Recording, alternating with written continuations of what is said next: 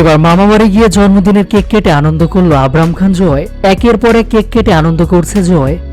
প্রিয় ভিউয়ার্স, সম্পূর্ণ ভিডিও দেখে আপনার মূল্যবান মতামত জানান। একের পর এক কেক কাটা নিয়ে তুমুল ব্যস্ত শাকিব খান অপু বিশ্বাসের একমাত্র ছেলে আবরাম খান জয়।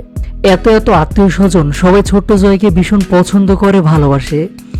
আর তাই সবারই আবদার মেটাতে হচ্ছে অপু বিশ্বাসকে। একের পর এক আত্মীয় স্বজনদের বাসায় গিয়ে ছেলের জন্মদিনে কেক কাটছেন তিনি।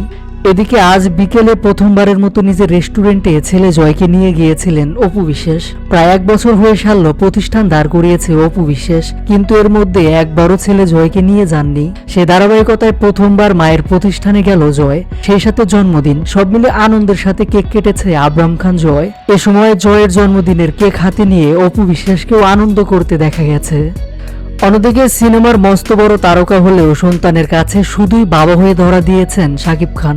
নিজের বাসায় একেবারে ঘরোয়া আয়োজনে সন্তানকে নিয়ে কেক কেটেছেন শাকিব। আবরামের কাছে তার বাবা বেস্ট ফ্রেন্ড, আসল হিরো। এভাবে একের পর এক কেক কাটা নিয়ে ব্যস্ত এখন জয়।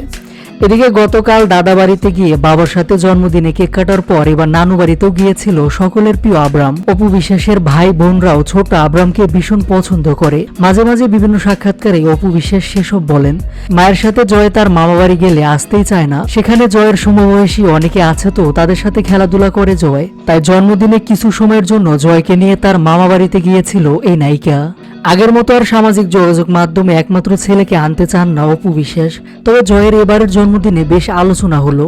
একের পর এক বিভিন্নভাবে শাকিব খানের এই পুত্রকে দেখা গেল।